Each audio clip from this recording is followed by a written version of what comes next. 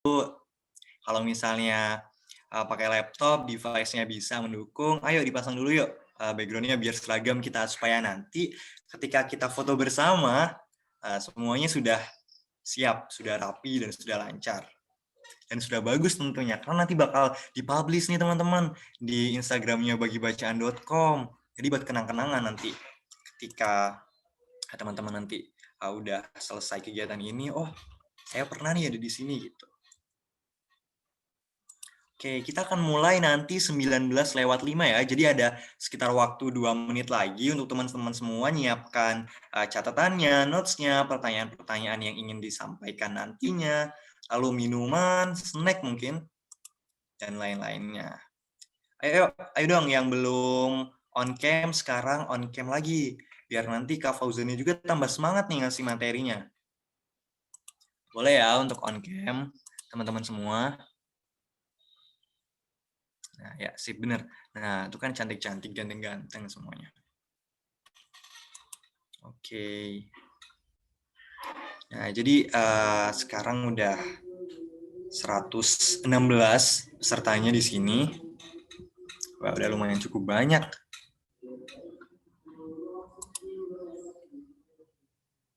Oke, ada Kak Fauzan belum datang ya? Ada Oh ya, untuk teman-teman sekarang boleh banget nih yang belum follow IG-nya bagibacaan.com untuk buka dulu HP-nya, untuk buka dulu aplikasi Instagram-nya, follow bagibacaan.com, dan juga boleh nih follow Instagram-nya Kak Fauzan. Iya, selaku pemateri kita sebagai salah satu bentuk apresiasi kepada Kak Fauzan karena telah membagikan ilmunya juga. Ayo, sekarang boleh nih untuk buka Instagramnya, follow bagibacaan.com, atau mungkin ajakin teman-temannya juga buat follow bagibacaan.com, teman-teman. Biar semakin banyak orang-orang yang mengerti tentang bagibacaan.com dan mungkin nanti bisa menjadi salah satu kontributor dalam bidang pendidikan, memajukan pendidikan yang ada di Indonesia. Oke. 1 menit lagi kita akan mulai ya.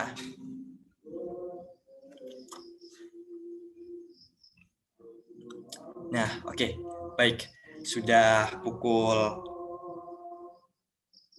19:05. Jadi kita akan memulai acara kita pada malam hari ini. Oke, baik teman-teman. Sebelum kita akan membuka acara pada malam hari ini, saya akan membacakan beberapa tata tertib yang wajib untuk dipatuhi oleh seluruh peserta yang ada di room ini. Yang pertama, disimak baik-baik ya teman-teman. Yang pertama, peserta tidak boleh keluar masuk room secara berulang dengan waktu yang berdekatan. Peserta dipersilahkan untuk bertanya ketika sesi tanya jawab dengan menulis pertanyaan di room chat. Moderator akan memilih pertanyaan mana yang akan diajukan kepada pemateri pada saat sesi tanya jawab nantinya. Setiap sesi pertanyaan hanya akan dipilih 3 pertanyaan yang sebelumnya telah dituliskan oleh penanya di room chat. Silahkan menyebutkan nama untuk bertanya melalui room chat dengan format sebagai berikut. Jadi diingat ya teman-teman, nama, asal instansi, pertanyaan atau tanggapannya. Yang terakhir adalah, selama berlangsungnya webinar EduTalk 2.0, seluruh peserta diharapkan untuk memute suara dan menghidupkan kamera. Oke, baik teman-teman, langsung saja saya akan membukanya. Selamat malam dan selamat datang pada kegiatan EduTalk Bagi Bacaan 2.0 dengan tema Youth Empowerment Build Our Skills in Critical Writing. Nah, jadi apa kabar nih teman-teman sekalian? Semoga semuanya berada dalam keadaan sehat tanpa kurang suatu apapun dan penuh dengan semangat untuk mengikuti dan menggali ilmu pada kegiatan kita pada malam hari ini. Baik, perkenalkan nama saya Dimas dan saya yang akan menjadi moderator pada acara kita malam hari ini. Dan saya akan membacakan sedikit mengenai acara kita pada malam hari ini. EduTalk Series yang diinisiasi oleh bagibacaan.com membawa sebuah visi untuk membuka wawasan yang lebih luas lagi. EduTalk mengangkat subtema tentang menulis kritis dengan tujuan mengetahui bagaimana pentingnya membuat sebuah critical writing dengan manfaatnya dan selain itu Webinar EduTalk Series yang kedua ini juga bertujuan untuk mengajak kita mengetahui pentingnya membuat sebuah tulisan kritis beserta bagaimana proses pembuatannya. Nah, tadi kan sekilas tentang EduTalk Series ya teman-teman. Selanjutnya kita akan mencari tahu lebih dalam tentang pihak penyelenggara yaitu Bagi Bacaan. Nah, Bagi Bacaan sendiri merupakan sebuah komunitas di bidang pendidikan yang ada karena kegalauan beberapa pemuda terkait bidang pendidikan khususnya pada pengumpulan dan penggalangan buku untuk kegiatan sosial yang selama ini belum terwadahi oleh satu pintu atau satu wadah yang mudah untuk diakses dan memiliki informasi yang jelas juga terperinci. Nah, Bagi Bacaan memiliki 3 program bernama S3 yang berisi Social Education Program yang mempunyai gerakan awal untuk membuka wawasan melalui seminar tentang isu sosial dan pendidikan. Yang kedua adalah Social Movement Program yang berupaya untuk mendukung pendidikan dengan gerakan bersama meringankan beban dan hambatan para penerus bangsa. Salah satu contohnya adalah dengan membantu sekolah anak jalanan dan berbagi HP juga laptop untuk yang kesusahan dalam pembelajaran jarak jauh.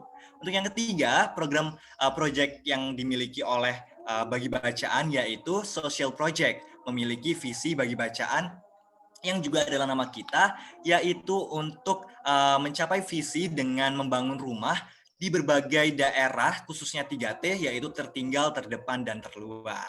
Nah, kalau tadi kita sudah mengetahui tentang Bagi Bacaan dan acara, selanjutnya saya akan mengenalkan narasumber kita yang tentunya kita tunggu-tunggu malam hari ini, siapa lagi kalau bukan Kak Fauzan Al-Rashid.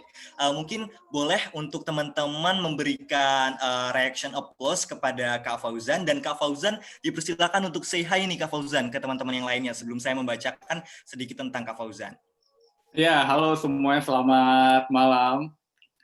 Halo Kak Fauzan. Ya, hai. Selamat malam. Oke, lanjut ya Kak Fauzan. Jadi Ya. Kak Fauzan ini memiliki track record yang banyak sekali teman-teman. Kak Fauzan sekarang menjadi seorang dosen di salah satu universitas terbaik yang ada di Indonesia, apalagi kalau bukan Universitas Indonesia. Kak Fauzan juga merupakan editor di Rusia Beyond yang merupakan sebuah proyek multimedia internasional sejak tahun 2013. Kak Fauzan juga merupakan salah seorang yang mungkin bisa saya sebut sebagai influencer, teman-teman. Karena apa? Karena Kak Fauzan aktif sekali membagikan pemahaman dan berbagai pembelajaran terkait dengan bahasa Indonesia dan lain-lain di akun sosial medianya seperti Twitter maupun Instagram. Bahkan data terakhir menunjukkan, tadi saya sudah cek followers dari Kak Instagram, dari Kak Fauzan di Instagram dan di Twitternya, Kak Fauzan ini sudah memiliki 59.000 pengikut di Instagram dan 93,9 ribu pengikut di akun Twitternya. Bayangkan teman-teman, wah ternyata sudah menginfluence banyak sekali anak muda dan masyarakat di seluruh Indonesia ya, makanya nggak nyesel banget kalian bergabung di acara kita pada malam hari ini. Baik, langsung saja kita sambut Kak Fauzan Al-Rashid. Iya, terima kasih teman-teman dari Bagi Bacaan, bagibacaan.com ya, sudah mengundang. Ini sebenarnya waktu kalian meminta gitu ya, kayak bikin materi tentang critical writing, itu menurut saya, wah ini agak serius ya, karena ini topiknya lumayan serius gitu.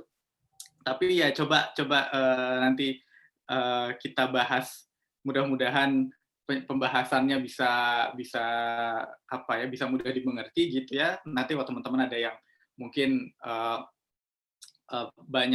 mungkin ada hal-hal yang bingung gitu, silakan ditanyakan aja. Ini berarti langsung kita mulai atau gimana? Oke, tunggu dulu Kak Fauzan. Tunggu. Jadi banyak banget nih teman-teman yang udah scroll akun sosial media Kak Fauzan dan melihat tentang track record dan pengalaman Kak Fauzan tentang bidang penulisan apalagi. Boleh nggak sih Kak Fauzan cerita sedikit tentang awal mula gimana bisa berkecimpung di dunia kepenulisan itu, Kak?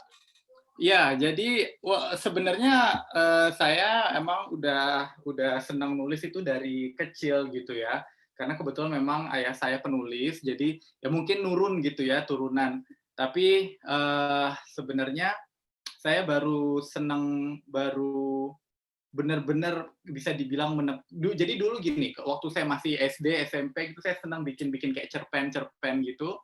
Cuma waktu SMA saya baru mulai kayak bikin-bikin nulis-nulis blog gitu ya, nulis-nulis blog dan apa namanya, dari situ baru merasa kayak, oh kayaknya bidang saya itu lebih ke penulisan kayak opini, kayak nulis-nulis sesuatu yang kayak analisis dan segala macam.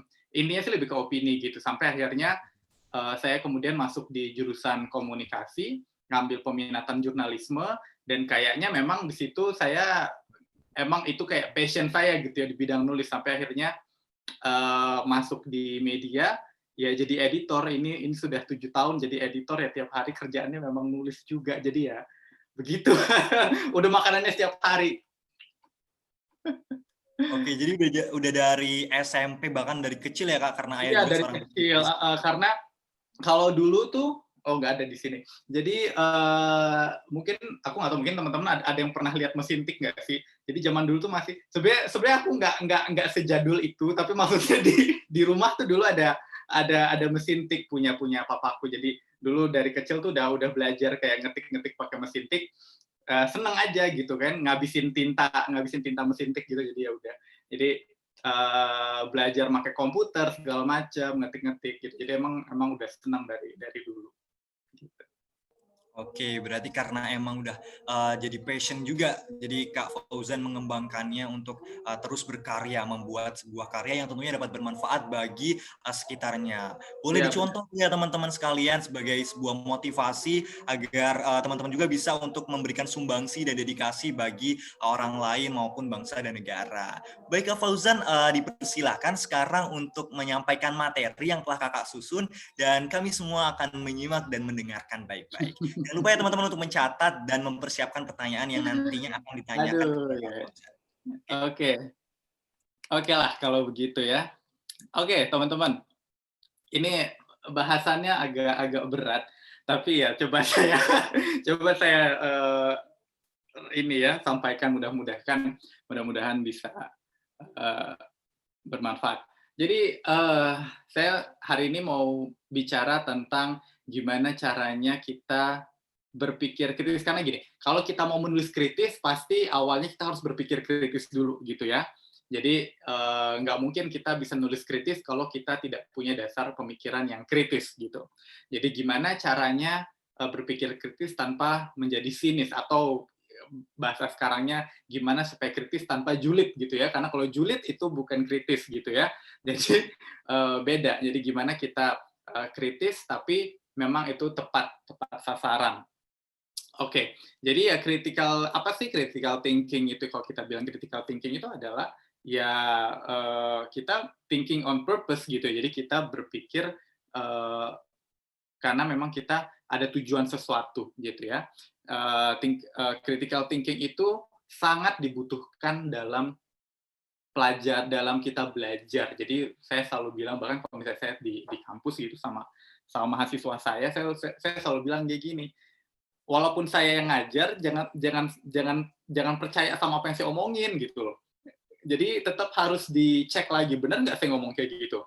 Benar nggak kalau saya bilang kayak gini? Karena biar gimana pun saya sebagai pengajar gitu ya, bisa aja salah, atau mungkin bisa aja punya pemahaman yang mungkin belum tentu sesuai misalnya. Bukan berarti saya tidak bertanggung jawab terhadap apa yang saya sampaikan, tapi saya mau mereka juga tetap mencerna kembali apa yang saya omongin. Itu coba deh kalian pikir-pikir lagi, kayak cari tahu lagi, benar nggak sih, coba dibandingkan apa yang tadi saya bilang di kelas sama data yang kalian dapatkan. Jadi saya selalu bilang bahwa pengajar itu nggak selalu suci, dalam arti nggak boleh dikritik gitu ya. Jadi tetap kita harus kritis. Nah, kenapa sih kita harus berpikir kritis ya? Karena itu berpikir kritis itu adalah salah satu life skill atau keterampilan dalam hidup yang bisa kita gunakan sehari-hari gitu loh. Karena kita kalau nggak bisa berpikir kritis ya kita nerimo, jadi nerima aja semua apa yang kita lihat, semua fenomena ini kita nerima aja, kita nggak mempertanyakan kenapa ya gitu ya.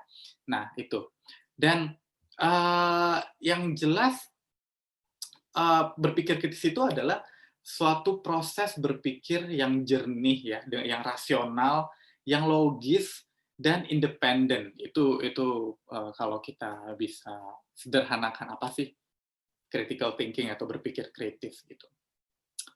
Uh, Critical thinking skills ya, jadi prosesnya itu mencakup atau jenis-jenisnya ya, itu termasuk kita harus bisa menganalisis, kita reasoning itu kita mempertanyakan alasannya gitu ya, terus kita mengevaluasi, termasuk juga problem solving, memecahkan masalah, memutuskan, itu juga termasuk membutuhkan pemikiran yang kritis gitu.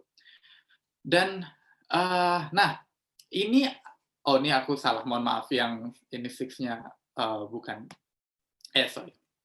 Nah, jadi ada 3 model ya. Jadi ketika kita ngomong, kalau misalnya berpikir kritis itu dari mana ya?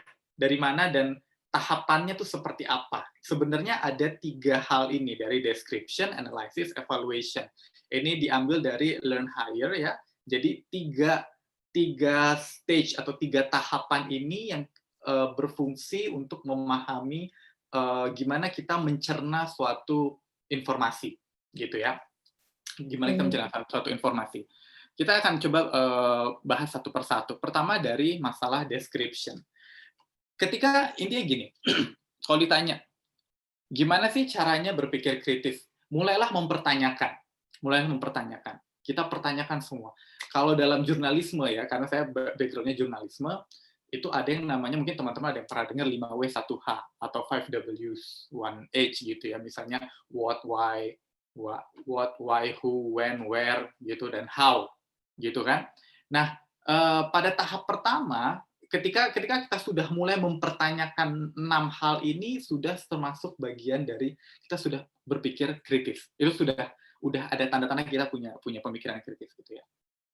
Jadi mulai dari ketika kita mempertanyakan kayak apa, di mana, ya, kenapa, siapa. Ini adalah tahap yang disebut description gitu ya. Pertanyaan-pertanyaan seperti ini membuat kita punya pemahaman atau latar belakang dulu nih. Kita punya background yang kuat dulu. Misalnya kayak gini. Kalau kita baca jurnal atau artikel, kalau kita bertanya, misalnya kita dapat tulisan nih, kan kita bilang, ini hoax atau bukan nih, ini dari mana? Nah, kalau kita sudah berpikir kayak, yang nulis artikelnya siapa sih, gitu, itu tentang apa sih, gitu, atau ini artinya tentang apa ya, gitu, tujuannya si penulis bikin ini apa ya, gitu. Nah, itu udah termasuk dari komponen berpikir kritis, tapi baru dari tahapan tataran description-nya aja. Atau kalau misalnya kita ada masalah, gitu ya, kamu mungkin bertanya-tanya kayak, sebenarnya ini masalahnya tentang apa sih? Gitu. Ini tuh melibatkan siapa? Who? Ya. Ini kapan dan di mana sebenarnya kejadian. Nah, hal-hal kayak who, what, when, why, where, itu masuk dalam tataran deskripsi. Nah, pertanyaan-pertanyaan kayak gini gitu ya, itu nanti akan membuat jawaban yang deskriptif. Nanti akan saya jelasin di selanjutnya. Tapi jadi walaupun ini pertanyaan basic dasar gitu ya, tapi memang penting juga untuk mengembangkan pemahaman kita terhadap pemikiran kritis gitu. Tapi kalau kita mau lebih kritis lagi, kita harus bertanya lebih dalam dari sekedar apa, siapa, di mana, kapan gitu ya. Dan itu yang kita nanti masuk ke tahapan yang kedua. Setelah description, masuk tahapan yang namanya analysis. Nah, di analysis ini ada pertanyaan how. Gimana? Terus why? Kenapa? Dan what if? Kalau bagaimana jika gitu ya, what if. Nah, pertanyaan-pertanyaan seperti ini itu membuat kita mempertanyakan proses, alasan, sebab akibat gitu ya. Dan kita juga akan mempertanyakan opsi-opsi alternatif. Gimana ya kalau misalnya seperti ini, nah itu kalau kita sudah mulai berpikir gimana, kenapa, karena kalau ada kenapa pasti kita akan mencari alasan. Tapi kalau kita cuma bertanya sekedar apa, siapa, kapan, di mana, itu sudah ada jawabannya. Kita akan cari, udah ada datanya, ketahuan gitu ya. Tapi kalau kita menanyakan bagaimana, kenapa, bagaimana jika, itu kita pasti akan berpikir lebih dalam. Nah, Kita berpikir lebih dalam. Jadi kalau misalnya kita membaca sesuatu, kita akan bertanya, kalau misalnya kita sudah mulai menganalisis gitu ya, sudah mulai dalam tahapan analisis, kita akan mempertanyakan, ini dia penelitiannya gimana ya? Katanya misalnya, kasus corona di Jakarta naik terus, penelitiannya kayak gimana ya? Kata siapa? Pertama kita mungkin akan ngomong, kata siapa? Terus kita udah tahu kata siapa, terus kita akan nanya, emang sebenarnya metode penelitiannya itu kayak gimana sih? Nah, ketika kita sudah mempertanyakan bagaimana, itu kita sudah mulai menganalisis. Kalau kita apalagi kalau misalnya teman-teman yang sudah kuliah gitu ya, mungkin akan mempertanyakan teorinya tuh gimana sih gitu, teorinya seperti apa. Nah itu kalau sudah ngomongin teori itu udah lebih dalam lagi. Terus ada nggak alternatif metode alternatifnya, atau ada nggak teori-teori alternatifnya yang bisa dipakai untuk membedah masalah ini misalnya. Atau kalau misalnya kita lagi menghadapi suatu masalah, apa sih sebetulnya faktor-faktor. Nah kalau sudah kita ngomongin faktor-faktor apa saja, itu sudah kita mulai menganalisis gitu. Terus gimana caranya apa yang membuat satu faktor itu berhubungan dengan faktor lain, jadi gitu ya, connect each other gitu ya. Nah terus kalau misalnya satu faktor ini kita hilangkan, hasilnya seperti apa? Nah pertanyaan-pertanyaan seperti itu sudah mengarah ke pemikiran yang sifatnya analisis gitu. Nah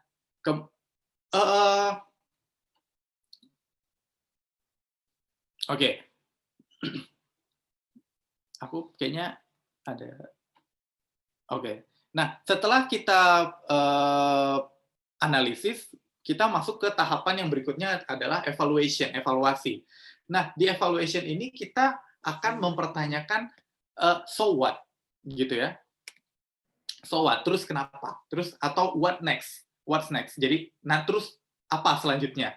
Jadi pertanyaan-pertanyaan seperti ini membuat kita memberikan penilaian, judgment, dan consider the relevance, atau kita mempertimbangkan relevansinya, implikasi atau efeknya, signifikansinya, dan makna sesuatu gitu ya.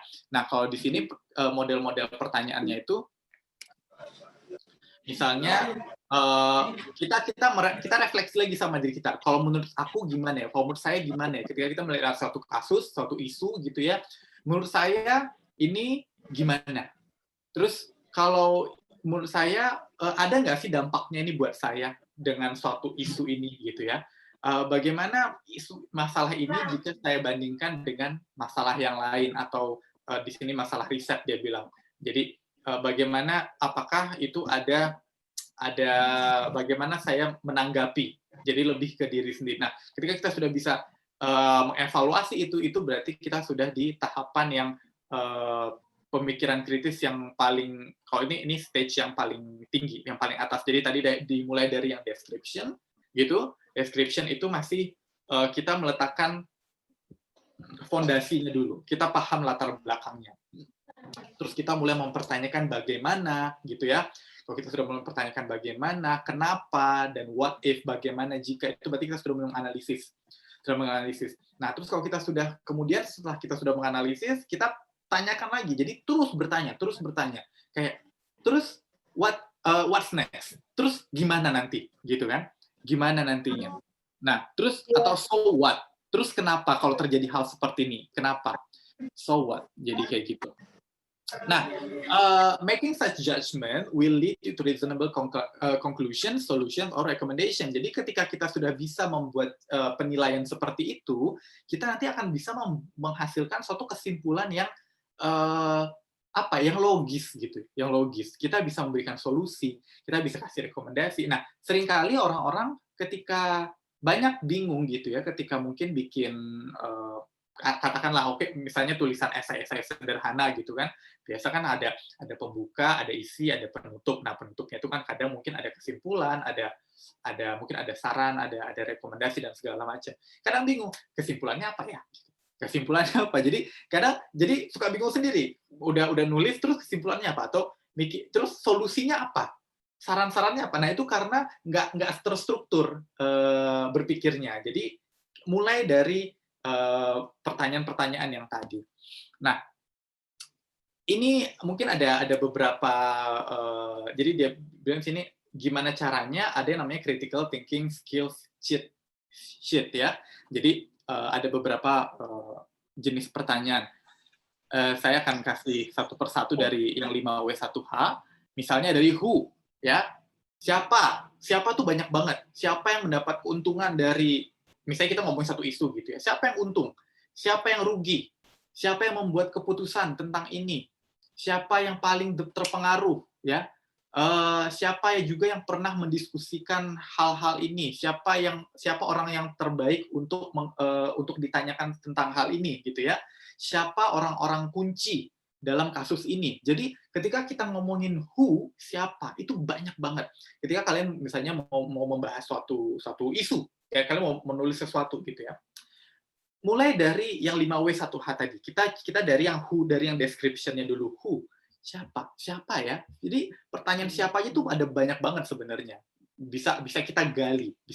Jadi bukan siapa tuh bukan sekedar siapa tokoh-tokohnya yang bermain dalam isu itu, tapi bisa lebih dari itu. Siapa yang dapat keuntungan, siapa yang dirugikan, siapa yang membuat keputusan, siapa yang terpengaruh, siapa yang pernah ngebahas ini sebelumnya, siapa orang yang bisa ditanyai pendapatnya soal ini, siapa pakar yang ahli dalam bidang ini, dan siapa orang-orang penting yang bermain di bidang ini, gitu ya.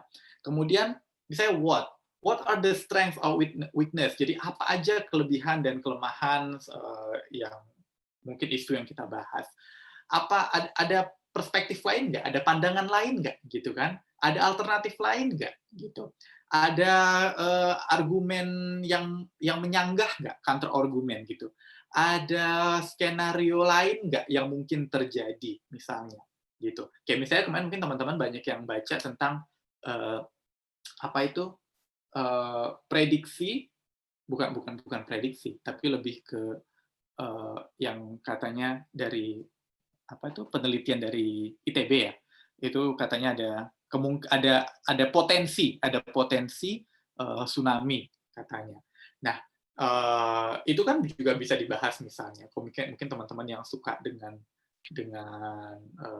isu-isu lingkungan atau isu-isu alam gitu ya, itu mungkin mau dibahas dari segi, dan terus kemudian ketika masuk media orang jadi pada heboh. Mungkin teman-teman yang suka dengan media, dengan bagaimana penulisan media, itu bisa digali juga, bisa dibuat juga tulisan-tulisan seperti itu. Mungkin nanti bisa masukin kira-kira apa sih skenario terburuk yang mungkin terjadi gitu ya.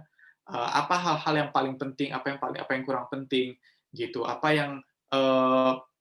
yang bisa mungkin menghalangi kita atau menghalangi isu itu supaya tidak terjadi misalnya.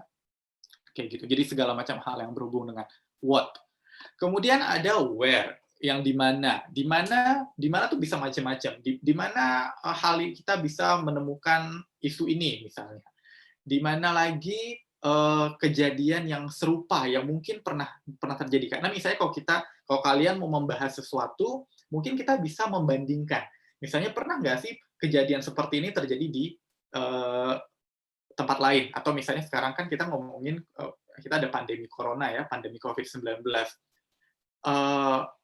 Nggak ada satu negara pun yang siap menghadapi corona ini atau penyakit COVID-19 ini. Tapi kan kemudian kita bisa membandingkan, makanya banyak yang membandingkan itu dengan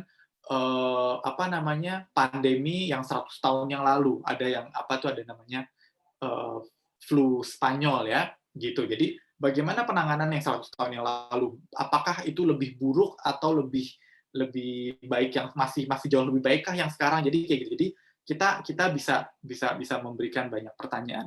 Where is the most need for this? Siapa yang paling membutuhkan? Di mana hal ini paling dibutuhkan? Di mana masalah ini paling dianggap problematik di dunia gitu ya, di mana kita bisa dapatkan informasi ini lebih lanjut, di mana kita bisa mendapatkan bantuan tentang hal ini gitu ya, kemana gagasan ini akan membawa kita dan seterusnya. Pertanyaan-pertanyaan tentang when misalnya, when this acceptable and unacceptable. Jadi kapan hal ini bisa diterima atau tidak diterima, kapan ini bisa menguntungkan masyarakat kita, kapan ini bisa menjadi masalah, kapan yang waktu terbaik untuk kita tulangan beraksi gitu ya, kapan kita tahu bahwa kita telah berhasil, kapan apa isu ini pernah terjadi di sejarah kita, kapan kita bisa mengharapkan suatu perubahan, dan hal-hal seperti itu bisa jadi pertanyaan dalam tulisan. Masalah why is this a problem and challenge? Kenapa ini bisa jadi masalah atau kenapa ini jadi sebuah tantangan, gitu ya? Kenapa ini relevan buat saya? Kenapa ini relevan buat masyarakat di sekitar saya? Kenapa ini relevan buat Indonesia, buat dunia dan segala macam? Dan makanya itu kamu menulis itu gitu kan? Why is the best worst skenario? Kenapa ini skenario yang terbaik atau skenario yang terburuk? Kenapa orang-orang terpengaruh dengan isu ini misalnya? Kenapa orang-orang harus tahu tentang hal ini? Kenapa ini udah berlangsung terlalu lama, terlanjur nggak ada penyelesaian? Kenapa kita membiarkan hal ini terjadi misalnya? Kenapa sampai sekarang kasus corona nggak dijaga, sementara negara-negara lain sudah mulai pada turun kasusnya, Indonesia malah masih terus nanjak.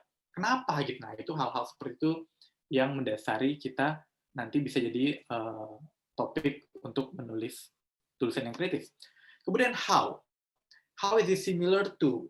Gimana, apa yang sama, apa persamaan antara kasus yang ini dengan kasus yang lain? Bagaimana ini bisa mempengaruhi satu masa dengan masa yang lain? Gimana kita bisa mengetahui kebenaran tentang ini? Gimana kita bisa melakukan memberikan how will we approach this? Bagaimana kita mendekati masalah ini dengan aman gitu ya? Bagaimana hal ini bisa menguntungkan kita dan segala macam, apakah itu bisa membahayakan kita dan segala macam. Ini contoh-contoh pertanyaannya. Nah, sekarang kalau kita ngomongin soal itu tadi masih dasarnya critical thinking. Nah, dari critical thinking kemudian kita turunkan ke critical writing. Nah, critical writing itu pada dasarnya tulisan kita itu harus menunjukkan bagaimana kita telah menggunakan suatu informasi ya untuk menunjukkan bahwa kita ngerti dan menunjukkan posisi kita di mana gitu. Karena tulisan kritis atau critical writing itu kan cenderung sebagian besar beropini gitu ya.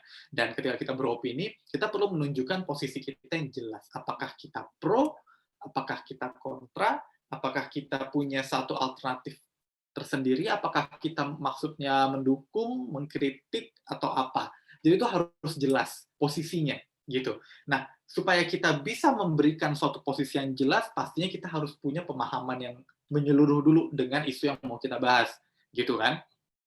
Nah, intinya pembaca kita mau tahu apa yang kita pikirkan, itu pasti. Jadi kenapa pembaca membaca tulisan kita? Karena mereka pengen tahu pendapat atau gagasan kita.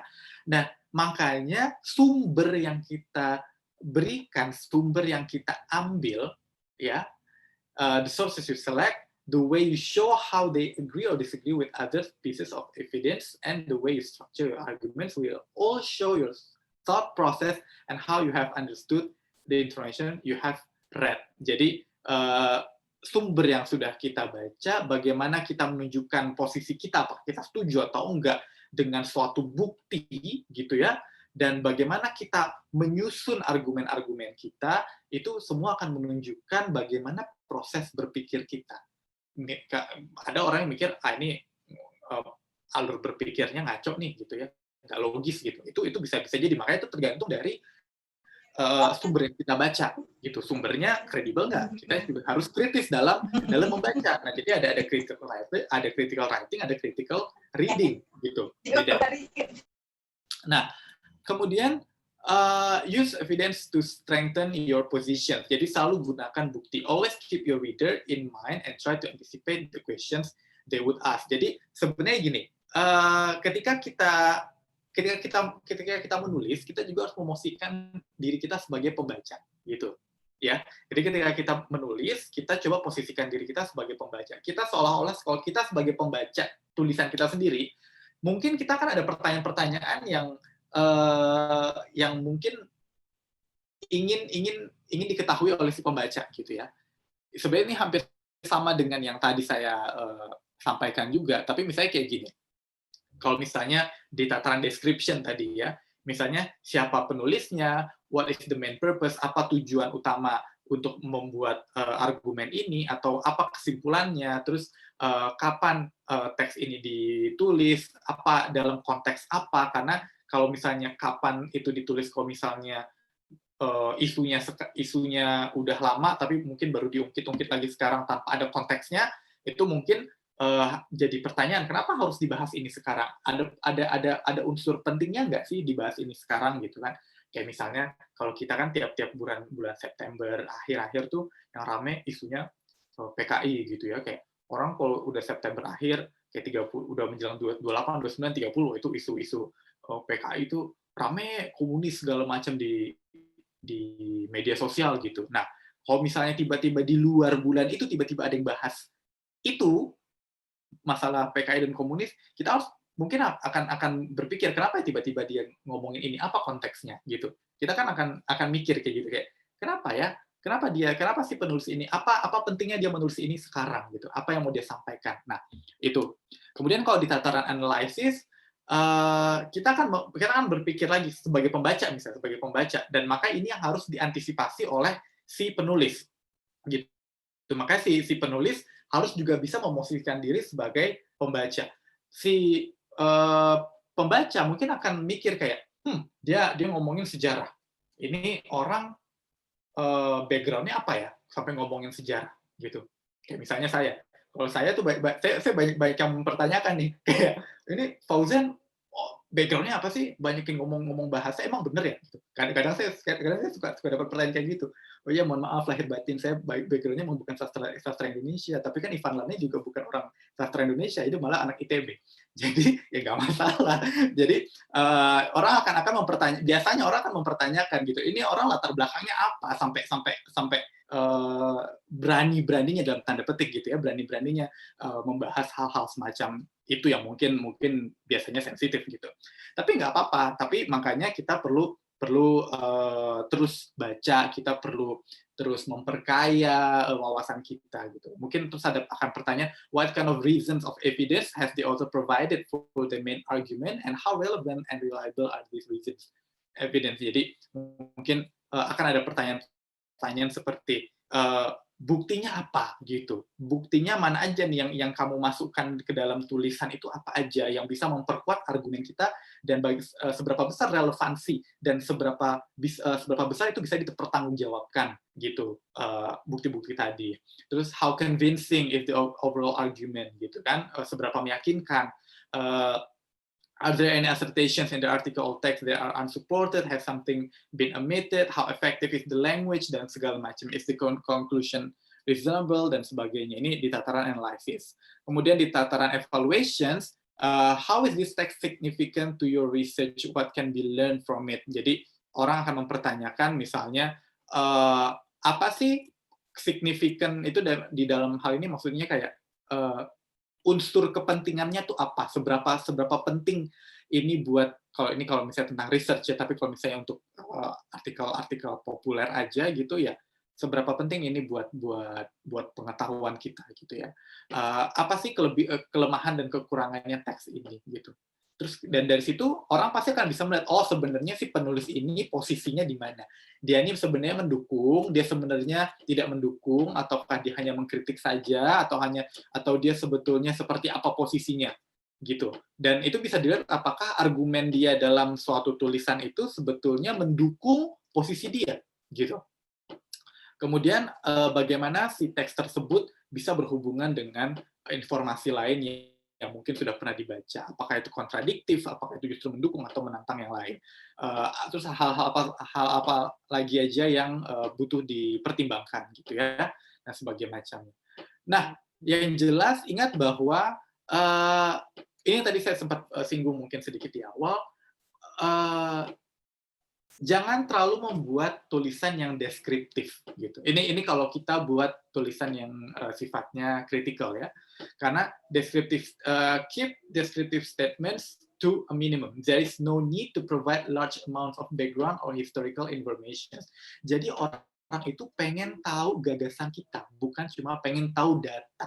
Kalau mau tahu data, bacalah buku-buku akademik, bacalah koran gitu ya, bacalah media, itu isinya data dan fakta.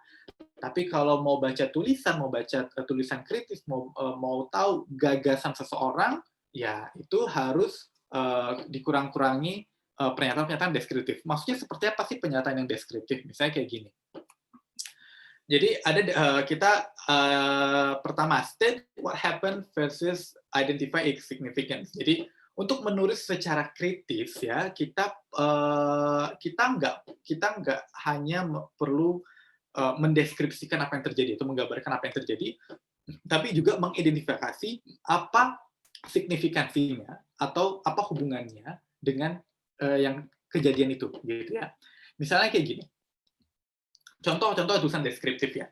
Kalau tulisan deskriptif itu akan ada tulisan kayak gini. Misalnya, data menunjukkan bahwa kasus asma pada anak di bawah usia 15 tahun meningkat pesat dari tahun 1977, memuncak pada 1993, dan kemudian menurun sekalipun masih lebih tinggi daripada sebelum 1976. Ini deskriptif. Dia hanya menunjukkan data. Kemungkinan ini mungkin diikutip dari suatu sumber gitu. Tapi kalau kita mau buat itu lebih kritis, atau lebih analisis sifatnya, analitik gitu ya, kita akan buat seperti ini. Diubah. Tren peningkatan kasus asma pada anak di bawah 15 tahun dari 1977 hingga 1993 menunjukkan bahwa ada faktor penyebab yang sangat lazim sepanjang periode ini. Tetapi setelah itu efek ataupun pengaruhnya menurun. Bisa ada perbedaan ya, kelihatan ya, karena yang sebelah kiri dia hanya memaparkan data dan orang udah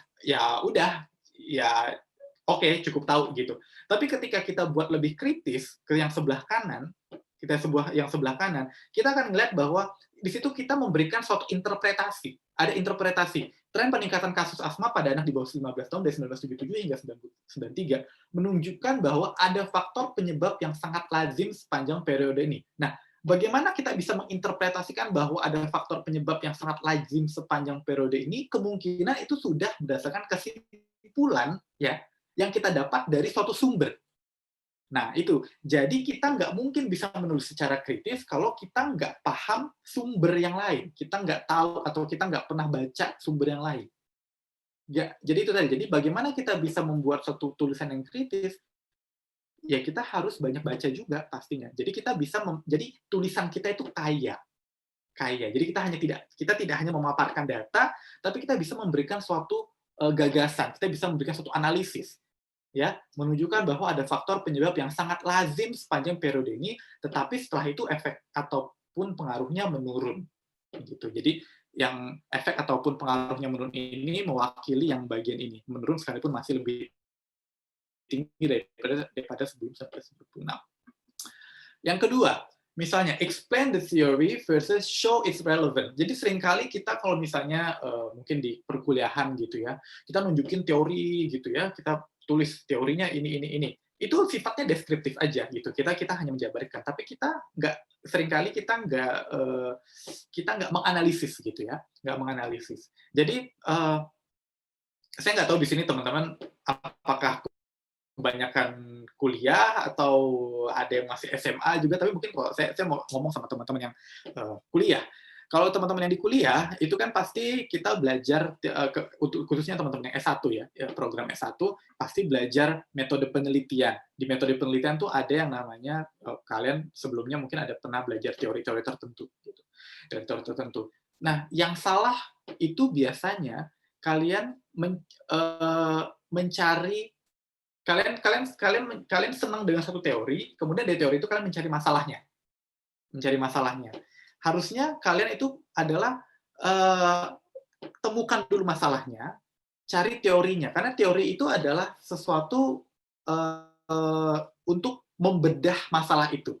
Ibaratnya gini, kalau kalian punya pisau daging, ya, pisau daging itu bukan berarti jangan pisau daging, maksudnya gini, ketika kalian punya pisau daging, jangan cari mana dagingnya, gitu loh.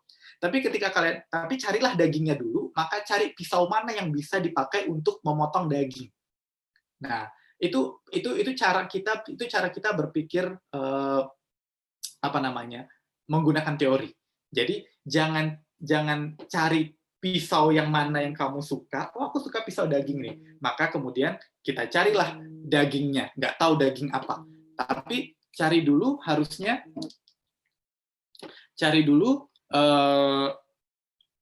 masalahnya, isunya, dagingnya. Mungkin ada daging macam-macam, ada daging sapi, daging ayam, daging kambing gitu ya. Nah, cari pisau yang tepat untuk membedah atau untuk memotong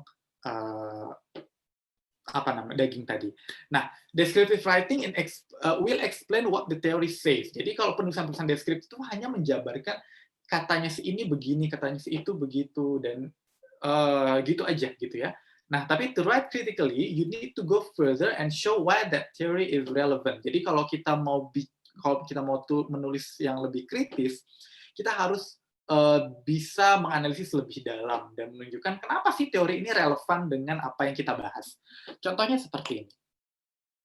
Kalau tulisan deskriptif ya, misalnya ada teori Carl Rogers tentang pendekatan yang berpusat pada individu, berfokus pada kebebasan nilai dalam menentukan nilai-nilai apa saja yang harus digunakan untuk mengukur kesuksesan. Teori ini amat relevan bagi para pekerja sosial ketika hendak mempertimbangkan kebutuhan masyarakat yang beragam. Itu deskriptif. Tapi kalau kita buat lebih kritis, kita akan tulis seperti ini. Teori Carl Rogers tentang pendekatan berfokus pada individu sangat cocok bagi para pekerja sosial yang ingin bekerja dalam komunitas dengan kebutuhan yang beragam. Pendekatan ini memungkinkan komunitas untuk menentukan nilai apa yang harus digunakan untuk mengukur tingkat keberhasilan, alih-alih yang ditentukan secara eksternal oleh misalnya badan, negara, atau budaya dominan dalam masyarakat. Nah, jadi itu kita lebih analisis. Analisisnya sebelah mana? Yang bagian sini. Pendekatan ini memungkinkan komunitas, jadi bagian ini adalah gimana kita coba untuk menganalisisnya. Gimana kita bisa dapat informasi atau gimana kita bisa menyimpulkan atau menginterpretasi bagian ini, ya pastinya karena kita sudah baca teorinya, gitu. Jadi harus paham teorinya dulu, harus paham dari sumber-sumber yang lain dulu, baru kita bisa mencerna, kita baru bisa menginterpretasikan, gitu ya. Kemudian yang ketiga, perhatikan bahwa antara metode yang digunakan versus indicate its appropriateness, ya. Jadi apakah itu appropriate atau tidak, penting atau enggak, perlu atau enggak. Rather than simply noting the method used, which is the descriptive approach, a critical writer will show how appropriate that method was. Jadi daripada sekedar menceritakan atau menggambarkan seperti apa metode yang digunakan, itu pokoknya kalau kita menggambarkan itu cuma secara deskriptif gitu ya. Tapi kalau untuk penulisan yang kritis, kita akan menunjukkan kenapa metode ini yang harus dipakai gitu loh. Kenapa ini perlu dipakai metode ini. Misalnya, kalau contohnya yang deskriptif, selain pertanyaan berbasis kompetensi, para kandidat diminta menyelesaikan latihan intre yang mengharuskan mereka mengalokasikan skala prioritas yang harus dikerjakan sebagai metode yang tepat untuk mengukur kinerja mereka dalam pekerjaan di lapangan. Sorry, ini nggak pakai yang ya. Kalau contoh yang kritis, selain pertanyaan berbasis kompetensi, para kandidat diminta untuk menyelesaikan latihan intre berdasarkan skala prioritas. Latihan ini dianggap lebih efektif. Nah, ketika kita sudah bisa memberikan interpretasi dianggap lebih efektif dalam mengukur kinerja pekerjaan mereka karena sebagian besar tanggung jawab di lapangan akan melibatkan tugas serupa. Seiring sedikitnya interaksi dengan pelanggan, persyaratan keterampilan komunikasi pun lebih minim.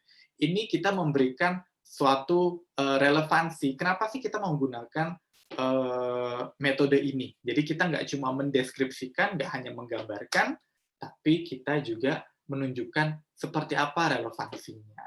Begitu. Setahu saya habis ini selesai. Ya, selesai. Jadi begitu dulu. Mungkin bingung ya. Mungkin baik yang bingung. Saya harap pasti ada yang bingung. Mungkin kalau ada yang mau pertanyaan kali habis ini ya, saya kembalikan dulu kepada moderator. Oke, baik. Lumayan menambah wawasan banget ya apa yang dikasih oleh Kak Fauzan. Tapi nggak menutup kemungkinan pasti banyak di antara teman-teman semua yang udah mempersiapkan pertanyaan-pertanyaan atau gitu ya. Mungkin masih bingungin nih dan nanti bisa ditanyakan kepada Kak Fauzan. Tapi sebelum itu saya akan membacakan sedikit summary atau ringkasan terkait apa-apa saja yang tadi dibacakan atau sudah disampaikan oleh Kak Fauzan, yaitu menulis kritis diawali dengan pemikiran yang kritis. Tahapan berpikiran kritis ada seperti description, ada analysis, sampai pada evaluation. Ya, Jadi betul. dalam memulai critical writing ini bisa dimulai dengan memikirkan 5W1H, what, who, where, when, why, dan how. Dan critical writing ini mempunyai beberapa tips yang mungkin bisa saya tangkap, seperti posisikan diri sebagai seorang pembaca. Bagaimana cara kita untuk membaca tulisan kita, dan bagaimana tanggapan orang terkait apa yang telah dibaca oleh kita, oleh pembaca tersebut. Dan selain itu, jangan terlalu buat tulisan seperti tulisan deskriptif, sebab pembaca ingin mengetahui gagasanmu dalam menulis critical writing, seperti itu. Baik, nampaknya sudah ada beberapa pertanyaan dalam kolom chat. Wow, panjang-panjang banget nih Kak Fauzan. Waduh, ayo semuanya kita tunggu lagi untuk susah ya. Oke, ayo yang mau bertanya dipersilahkan nih. Kita masih ada beberapa waktu lagi, bahkan waktunya lumayan cukup lama ini. Mungkin bisa kita buat sampai beberapa sesi ya. Oke, baik. Saya akan mulai membacakan pertanyaan yang pertama. Pak Fauzan sudah siap, Pak? Ya, siap. Oke, siap Kak Fauzan nih. Oke, baik, ada pertanyaan dari Intan. Jadi saya akan bacakan. Selamat malam, Kak. Saya Intan dari Universitas Brawijaya. Izin bertanya, Kak. Saya kadang sering stuck dalam mencari ide. Bahkan ketika hanya mencari judul yang menarik untuk esai yang saya ingin tulis. Kadang apabila saya sudah mendapatkan judul, malah bingung, Kak. Mau nulis apa, memberikan kritik apa, juga bagaimana menyusun kalimatnya. Sehingga proses menulis terasa sulit, dan apakah ada trik dan tips untuk melatih kemampuan kepenulisan tersebut sehingga lebih kritis? Apakah ada langkah-langkah yang bisa menjadi pedoman untuk memulai menulis kritis? Dan melihat dari cerita Kak Fauzan di Instagram yang menyatakan bahwa kakak sebelumnya sempat tidak berminat dalam kepenulisan, namun akhirnya terjun dalam bidang jurnalis, apa yang menjadi motivasi kakak dari yang tadinya tidak menyukai penulisan menjadi masuk dalam bidang tersebut? Oke, Kak Fauzan mungkin bisa dijawab terkait dengan trik dan tips langkah untuk menulis kritis. Kalau saya ya, sebenarnya tergantung apa isunya. Karena kalau saya pun nggak semua saya komentari. Dulu ya saya semua saya komentarin, politik saya komentarin, ekonomi saya komentarin, media saya komentarin. Tapi akhirnya saya tobat gitu ya, jadi saya fokus sama isu spesifik yang saya mau komentari. Saya lebih banyak mengomentari masalah media karena memang saya anak komunikasi, jadi ya saya pikir ya kalau misalnya mau didebat di masalah itu ya saya jabanin gitu ya, saya ayo gitu. Saya ngerti. Tapi kalau masalah politik, karena saya bukan anak politik, saya cuma penikmat aja, ya mungkin saya bukan orang yang paling jago di bidang itu. Jadi pertama, saya pikir memang kita harus suka dulu sama isunya gitu. Dan kalau misalnya suka, sebenarnya gini, saya tuh selalu melihat dari itu tadi, kayak kenapa. Jadi saya sering sekali mempertanyakan kenapa ya. Kenapa ya media ini kayak gini? Kenapa ya media itu kayak gitu? Itu kalau saya di bidang media gitu ya. Kenapa ya si ini dia bikin kebijakan kayak gitu? Jadi dengan kita bertanya kenapa, sebenarnya itu kita bisa mencari banyak jawaban. Kayak yang tadi saya coba beberapa pertanyaan, contoh pertanyaan ya, kayak kenapa ini, kenapa itu, kenapa ini. Jadi itu semua sebenarnya bisa menjadi suatu topik tulisan gitu. Tergantung apa yang mau dibahas. Topiknya apa. Jadi kayak gitu. Terus kalau misalnya masalah judul itu memang harus sering-sering baca sih saya pikir. Karena memang bikin judul itu nggak mudah saya pikir. Dulu pun saya juga sempat dalam fase yang aduh bikin judul apa ya gitu, kayak nggak menarik. Cuma memang karena saya sekarang sudah tiap hari kerjanya nulis dan pasti bikin judul, ya buat saya itu bukan sesuatu hal yang ya itu biasa aja buat saya gitu menulis judul. Tapi pastinya buat banyak orang nulis judul itu pasti susah bikin judul. Saya nggak pernah bikin judul. Tiap orang beda-beda. Tiap orang beda-beda. Kalau saya selalu biasanya nulis dulu, baru judulnya di akhir. Tapi Iya, ada iya, orang aku yang ada orang yang bikin judul dulu, terus baru bikin isinya seperti apa. Ya itu masing-masing orang gaya masing-masing sih. Jadi tergantung. Tapi saya pikir kalau supaya gimana caranya bikin judul yang bagus ya memang harus sering-sering baca. Jadi kalau makin sering kita baca berita khususnya gitu ya, berita.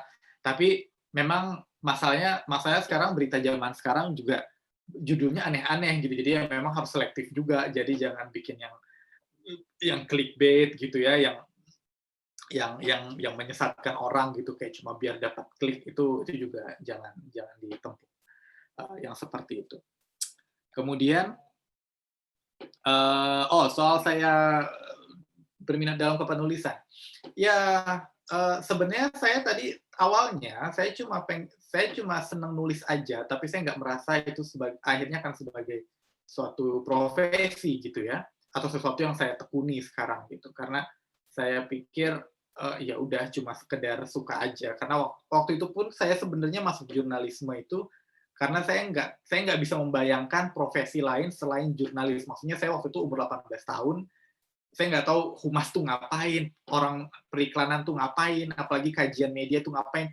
Itu saya nggak punya bayangan gitu ya, saya nggak punya bayangan. Jadi kalau anak zaman sekarang tuh bahkan lebih hebat-hebat karena bener-bener risetnya itu mendalam. Mereka tahu kenapa mau masuk ini, mau masuk itu. Saya bahkan kayak tiap pertemuan pertama sama mahasiswa saya selalu tanya, kamu mau jadi apa? Kenapa kamu masuk humas gitu, saya tanya. Dan itu jawabannya luar biasa.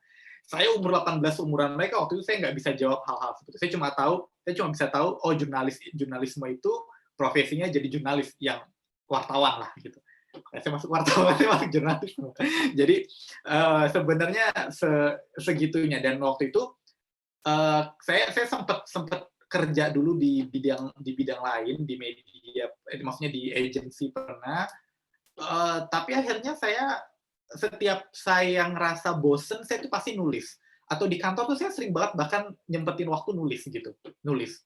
Akhirnya saya ngerasa bahwa oh ternyata memang mungkin passion saya tuh emang senangnya nulis gitu. Akhirnya saya kembali ke diri sendiri lagi. Ya saya senangnya nulis gitu. Jadi ya udah akhirnya saya dan ketika kita mengerjakan sesuatu yang memang kita suka tuh rasanya enteng gitu, enjoy. Gitu. Oke, baik. Jadi sudah terjawab ya Intan atas pertanyaannya tadi, dan emang kalau misalnya kita dengerin dari kisahnya Kak Fauzan ini lumayan cukup menggugah juga ya teman-teman. Aduh, jadi harus benar-benar dicermati dan diterapkan nantinya ketika acara ini sudah selesai. Amin. Oke, selanjutnya ada pertanyaan dari Adelia Dejen, Kak, dari Universitas Jember. Permisi Kak, izin bertanya mengenai pemaparan Kakak tadi mengenai critical thinking atau berpikir kritis, berarti setara ya Kak dengan berpikir secara ilmiah. Bagaimana pendapat Kakak? Terima kasih Kak. Ya, pastinya iya. Saya pikir iya. Jadi maksudnya berpikir ilmiah itu ya berarti kita, maksudnya begini, berpikir kritis itu kan juga jadi dasar kita berpikir ilmiah, karena dalam kita, maksudnya ya kamu udah kuliah ya, berarti mungkin tahu, saya nggak tahu kamu jurusan apa, tapi mungkin kamu pernah dengar atau beberapa yang dengar ada namanya teori positivis, teori konstruktivis, teori kritis gitu ya. Nah, dasarnya teori kritis ini ya berarti ya itu dimulai dari ya berpikir kritis gitu loh. Jadi ya itu sama gitu. Jadi ya pastinya ketika kita berpikir kritis itu juga sebagai dasarnya untuk berpikir secara ilmiah gitu. Karena kalau kita berpikir kritis, kita mempertanyakan faktanya apa, buktinya apa, ya kan, dasarnya apa, teorinya apa, ya pasti ya seperti itu. Iya, itu sama sih saya pikir. Gitu. Oke, jadi sama ya kan antara critical writing dan ilmiah tersebut. Dan ya, berpikir cuma beda topiknya aja mungkin ya. Maksudnya kalau penulisan ilmiah itu pasti sifatnya akademis sekali. Jadi kayak misalnya mungkin harus pakai footnote, harus pakai penulisan sumbernya seperti apa gitu. Tapi kadang kalau kita mau penulisan kritis itu ya bisa sifatnya populer gitu. Bisa topik apapun, mau bahas tentang teori konspirasi juga boleh, mau bahas tentang film juga boleh, tapi disajikan dengan tulisan yang kritis gitu. Misalnya kita mau bahas tentang Netflix ya boleh aja, nggak masalah. Kita mau melihat dari sisi apa, kajilah itu dari sisi yang dengan pendekatan yang kritis gitu. Jadi bukan hanya memaparkan kayak gitu. Jadi kalau tulisan ilmiah ya pastinya dia lebih lebih baku dalam arti ada struktur-struktur yang udah nggak bisa diganggu gugat gitu ya. Kalau sifatnya tulisan populer ya nggak masalah, tapi memang hanya pendekatannya saja yang kritis gitu. Oke, baik. Jadi terjawab ya, Jen, mungkin bisa dipanggilnya. Dan selanjutnya kita akan beralih, kalau tadi dua penanya perempuan, kita akan beralih kepada penanya laki-laki nih, Kak. Ya, Ada Rangga Muhammad Zain dari Universitas Pajajaran. Jadi betul. pertanyaannya, di sosial media saat ini seperti Twitter, YouTube, ataupun Quora, banyak perdebatan yang terjadi antar pengguna sosial media. Hmm. Dari hal seperti isu, HAM, dan lain sebagainya macamnya. Pandemi sampai hal seperti bubur diaduk atau tidak diaduk. Yang saya tanyakan, apakah bisa kita melakukan sesuatu yang konkret agar perdebatan tersebut menjadi sebuah sarana critical thinking atau writing yang tepat dan berguna bagi masyarakat luas, dan bagaimana caranya? Terima kasih, Kak. Ya, ini menarik juga ya, karena sekarang gini, kalau kita ngomongin soal critical writing ya, critical writing itu sekarang mediumnya atau medianya bisa banyak, maksudnya bisa banyak platform gitu ya. Eh, saya nggak cuma ngomongin soal blog misalnya, tapi sekarang banyak sekali gagasan-gagasan yang bersifat kritis itu justru dituangkan dalam bentuk teks-teks singkat, dalam bentuk thread atau utas di Twitter. Itu pun sama gitu, itu pun sama. Yang penting memang saya pikir kalau mau membangun suatu diskusi yang kritis, pastinya yang memulai topik itu gitu, misalnya kamu bikin bikin suatu thread gitu di Twitter katakanlah begitu. Ya itu jangan setelah kita bikin terus ditinggalin aja gitu. Jadi kayak orang jadinya tuh di situ kayak bola liar aja gitu. Jadi dalam tanda petik nggak tanggung jawab gitu ya. Jadi udah bikin thread, udah bikin ribut, udah bikin panas terus tinggalin. Nah itu jangan. Jadi tetap sebaiknya memang kita arahkan. Kamu arahkan, berikan pandangan kamu juga, karena pastinya yang kamu paparkan dalam di Twitter atau mungkin di blog itu mungkin nggak semuanya, nggak semua insight atau nggak semua pengetahuan kamu masukkan di situ, karena kalau semuanya dimasukkan otomatis jadinya kemana-mana ya kan, isunya kemana-mana, bahasannya kemana-mana, jadinya nggak fokus. Tapi kadang ada pertanyaan-pertanyaan tertentu yang membutuhkan pengetahuan tambahan di luar tulisan itu. Maka ketika sudah memulai sesuatu, sudah bikin thread atau bikin tulisan di blog, itu jangan ditinggalin. Kita publish ya, kita bagikan, tapi kita lihat juga gimana sih tanggapan orang-orang. Kalau bisa kita respons gitu. Kita respons, tapi ya kita kasih batasan aja mungkin ya. Kita kan nggak mungkin mantengin terus selamanya gitu ya. Ya kita mungkin kasih batasan mungkin sampai 2-3 hari, ya sudah, kalau emang udah habis itu ya udah nggak usah dibahas lagi. Jadi kita sudahi sendiri gitu. Kalau menurut saya sih seperti itu. Jadi kalau sudah bikin sesuatu jangan ditinggalin, tetap harus kita arahkan. Ini kita punya kendali, ini mau kita arahkan kemana diskusinya gitu. Oke, jadi seperti itu ya, Kak. Gimana Rangga, apakah sudah jelas? Oke, insya Allah sudah jelas ya, Saudara Rangga. Nah, karena seperti yang tadi saya bilang bahwa kita setiap satu sesi hanya boleh ada 3 pertanyaan, maka sebelum kita berlanjut untuk sesi selanjutnya, sembari Kak Fauzan mungkin minum dulu, kita akan melakukan yang namanya ice breaking, teman-teman. Jadi semuanya saya mohon untuk open camera dan open mic. Dan untuk yang lagi megang handphone atau fokus terhadap hal lain, harap sekarang fokus dulu ke layar monitor kalian dan mengikuti ice breaking atau aba-aba yang akan saya instruksikan dan saya komandokan. Ayo semuanya yang belum open mic dan belum belum open camera, ayo di open dulu kameranya, di open. teman-teman. Kita akan mulai ice breaking-nya mungkin 5 menit lah ya panitia. Oke. Ya sudah siap semuanya. Nih ada masih beberapa yang belum open kamera nih. Kalau misalnya kalian di rumahnya cukup kondusif, gak apa-apa. Kalau misalnya mau open mic. Kalau misalnya dinilai agak ribut, mungkin bisa untuk tetap di mute.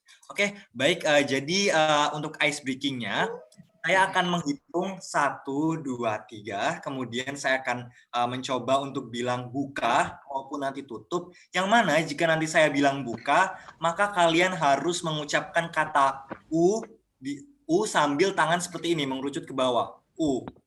Sementara jika saya bilang tutup, maka kalian semua harus buka mulut kalian sambil sambil tangan kalian juga ikut terbuka. Jadi ketika saya bilang tutup, gitu ya. Oke, paham semuanya? Oke, jadi kalau misalnya tutup gimana? Kalau misalnya tutup gini, kalau misalnya kita buka, kita 1, 2, 3 buka, 1, 2, 3 buka, tutup gitu ya. Oke, semuanya siap ya? Oke, saya akan mulai dari versi... Oh iya, nanti kalau misalnya ada yang saya lihat salah, nanti akan saya coba untuk tunjuk ya, oke? Nah, jadi semuanya wajib banget nih untuk open kameranya, nggak apa-apa. Kita seru-seruan aja open kameranya. Nggak apa-apa. Oke, Kak Fauzan boleh Kak kalau misalnya mau istirahat dulu, mau minum dulu. Ya, Ayo, oke. kita mulai ya. 1, 2, 3, tutup. Ayo, gimana? Ayo yang lebar dong bukanya dong, nanti saya nilai tutup gitu loh. Oke, kayaknya bener semua nih. Masih pemanasan. Kita lanjut ke itu yang kedua ya. Pokoknya harus sangat ekspresif. Kalau misalnya dibuka, alisnya juga ikut diangkat gitu teman-teman. Oke, saya akan mulai. 1, 2, 3, buka. Ayo mana nih? Ayo siapa yang ekspresinya paling unik? Oke, aduh mantep banget nih. Masih bener semua ternyata teman-teman. Waduh, salut banget saya sama kalian. Oke, lanjut ya, kita akan mulai. 1, 2, 3, buka. Aduh, siapa yang buka? Ayo ada Kak Dwi Aprilia nih. Tadi Kak Dwi buka sih. Kak Dwi boleh memperkenalkan diri. Ya, nama saya Dwi Aprilia. Saya salah satu mahasiswi di Universitas Indonesia PGRI, jurusan Pendidikan Bahasa Indonesia. Bahasa Indonesia. Jadi gimana nih Kak ceritanya tadi kok bisa salah gitu Kak? Ketika saya bilang apa nggak fokus. Apa? Saya bilang di awal, kalau misalnya sekarang kalau fokuskan dulu ke monitor dan bahas aja gitu. Oke, jadi sedikit naik kegiatan ini gimana Kak? Kenapa Kak? Maaf, sorry. 3 kata untuk kegiatan kali ini. Kak, kenapa Kak? Maaf. 3 kata yang menggambarkan kegiatan kali ini menurut Kakak. Seru, inovatif, memotivasi. Oke, baik. Jadi keren banget ya Kak. Oke. Nah, sekarang salah satu kita bakal cari yang salah lagi. Enggak. Kita bakal lanjut gamesnya maksudnya. Oke, ayo kita mulai gamesnya lagi ya. Abu-abunya nih semakin cepet nih. Ayo semuanya harus lebih fokus lagi. Jangan sampai kayak Kak Dewi tadi yang agak clear. Oke. Yuk lanjut ya. 1, 2, 3, buka. Ayo. 1, 2, 3, tutup. 1, 2, 3, buka. 1, 2, 3, buka. Widih, mantep banget nih. 1, 2, 3, tutup.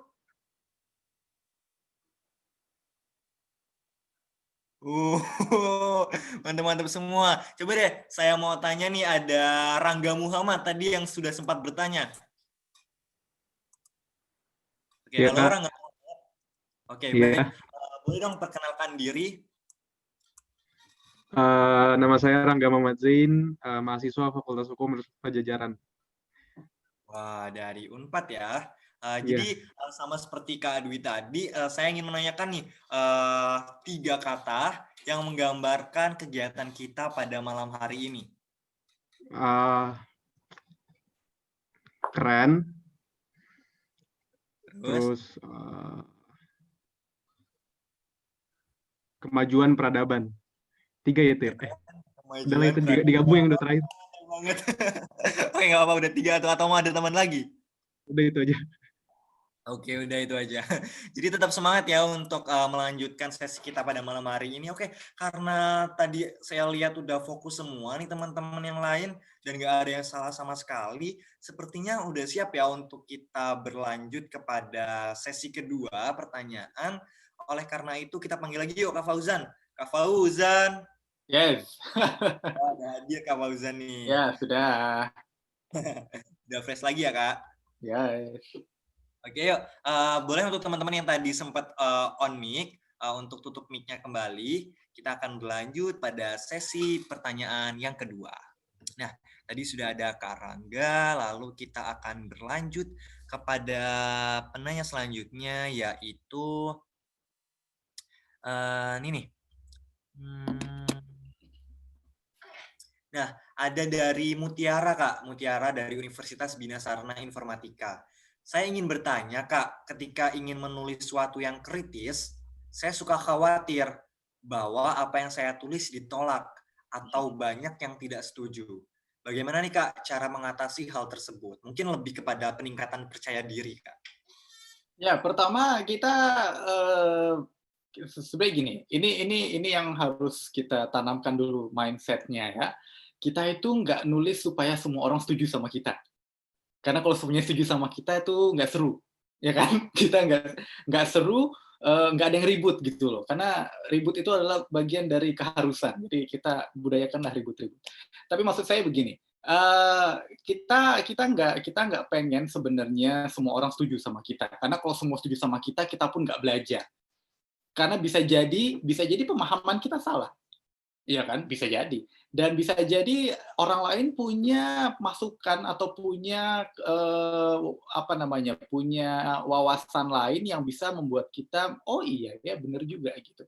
Dan itu sering terjadi sama saya gitu loh. Saya juga sering kadang bikin tulisan yang agak-agak kontroversi yang saya pikir wah ini udah bagus nih, udah bagus. Tiba-tiba ada yang komennya pedes gitu ya, sakit hati juga. Tapi ya tapi itu bagian dari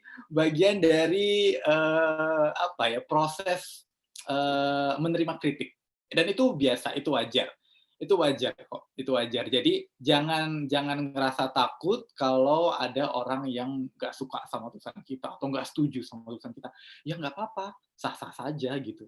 Semua orang punya hak untuk mengungkapkan pendapat, sama seperti kita pun berhak mengungkapkan gagasan kita, ya kan? Jadi kalau ada yang merasa ini nggak setuju, nggak sependapat, ya sudah biarkan saja gitu ya. Kamu filter aja, kamu saring mana kira-kira komen-komen yang membangun, yang ngasih kritik yang membangun, mana yang ngasih saran, mana yang mengapresiasi, mana yang emang sekedar cuma mau cari ribut doang gitu ya, itu nggak usah ditanggepin gitu. Jadi jangan takut, justru kita harus terbuka dengan segala macam komentar, sekalipun itu yang paling nggak menyenangkan, karena ya itu kita harus belajar dari itu, karena kita nggak bisa berharap semua orang setuju sama kita, dan sebaiknya memang jangan semua orang setuju sama kita, karena itu nggak seru kalau semua orang setuju sama kita gitu. Oke? Oke, baik. Jadi jangan takut ya untuk kalau misalnya kita nulis dan orang tidak setuju dengan tulisan kita, justru itulah yang membuat sebuah tulisan itu lebih berdinamika dan memiliki pesan yang spesial gitu. Oke, Iya. jadi kalau tadi kita kalau nggak rame kan nggak viral. biar sensasi gitu ya. tapi ini ya, tapi maksudnya dalam tataran ya kita juga harus bisa mempertanggungjawabkan apa yang kita tulis gitu ya. Benar. Tapi bahwa itu nanti ditanggapi dengan berbeda sama masyarakat, ya itu ya masalah nanti gitu. Yang penting kita bisa mempertanggungjawabkan apa yang kita tulis gitu ya, kayak gitu. Ya, setuju banget nih sama Kak Fauzan. Oke Kak, jadi selanjutnya nih ada yang ingin bertanya terkait salah satu komponen dari sebuah tulisan itu, namanya Okta Kak, dari Universitas Indonesia. Saya merasa kesulitan dalam menghafal tanda baca Kak. Apakah Kakak punya tips dan trik dalam menghafal tanda baca? Terima kasih Kak. Iya, Tanda baca saya ya mungkin kalau teman-teman yang di Twitter udah hafal kali saya ngomongin tanda baca, ngomongin tata bahasa. Tapi bahkan saya di kelas saya nggak mau mengajarkan tanda baca karena saya bilang sama mahasiswa saya kalau tanda baca itu harus dipraktekkan gitu, harus kamu baca terus dipraktekkan gitu ya. Kadang sampai sekarang saya pun nggak semua tanda baca itu, ya mungkin sebagian besar saya tahu, tapi ada beberapa tanda baca yang saya hindari, kayak misalnya titik koma. Titik koma itu saya sampai sekarang masih nggak pede untuk menggunakan titik koma kalau saya gitu, karena saya masih merasa kayak benar nggak ya pakai titik koma, ya sudah saya hindari saja. Toh kita nggak mesti menggunakan titik koma gitu. Tapi kalau tanda-tanda yang lain kayak misalnya petik tunggal, petik dua, atau tanda titik, tanda koma, ya itu kan pada akhirnya kita sudah harus terbiasa. Bagaimana kita, jadi itu sama dengan kayak orang nanya, kok bisa sih hafal kata-kata baku? Ya sebenarnya nggak ada yang orang menghafalkan gitu. Jadi orang ngafalin kamus itu nggak ada, dan itu orang kurang kerjaan yang ngafalin kamus gitu kan. Mending ngafalin Al-Quran aja lah, atau kitab suci yang lain. Tapi nggak ada orang ngafalin kamus gitu. Nggak ada orang ngafalin tanda baca juga. Jadi itu semua bisa hafal karena memang digunakan secara berulang kali. Akhirnya terbiasa gitu. Jadi kalau kamu merasa kesulitan, coba kamu baca dulu. Misalnya gini, oke, sekarang aku harus bisa ngerti gimana sih cara penggunaan tanda koma yang benar. Nah, ya sudah, baca itu, terus mulai deh praktekin gitu ya. Makanya memang harus selalu nulis. Apalagi kalau teman-teman yang bahkan sampai sekarang, kemarin saya baru meriksa esai anak-anak mahasiswa saya, itu banyak sekali yang nulis koma itu nggak di spasi. Itu saya gergetan banget ya. Gitu. Itu saya, ini kenapa abis koma tuh harus di spasi gitu ya. Itu sebel saya ngeliatnya kayak gitu. Jadi tapi itu memang harus sabar ya. Jadi nggak bisa. Jadi saya selalu bilang bahwa abis koma harus spasi. Pokoknya saya sekali bilang kalau besoknya nggak bisa lagi, ya udah, itu masalahnya mereka, nilainya jelek. Tapi ya intinya kayak gitu. Jadi harus selalu dipraktekkan. Saya pun kayak gitu. Kalau saya tahu sesuatu, saya harus praktekin. Kalau nggak saya pasti lupa. Jadi kalian jangan ngafalin khusus, nggak buka Puebi ini apa semua, ya nggak mungkin, susah gitu. Saya pun nggak secara apa ya, nggak benar-benar secara niat buka Puebi atau buka Puebinya Ivan Lanin terus buka pelajari satu persatu, enggak. Tapi saya ambil satu, caranya pakai petik tunggal seperti ini, oh ya sudah. Nanti kalau ada saya ketemu yang seperti itu saya gunakan. Cara pakai tanda kurung tuh seperti ini, nanti kalau ketemu itu saya gunakan gitu. Kalau saya ragu, buka lagi, kayak gitu loh. Jadi jangan dihafalkan semua gitu. Oke? Oke, jadi mungkin bisa karena terbiasa ya, Kak? Ya. Betul.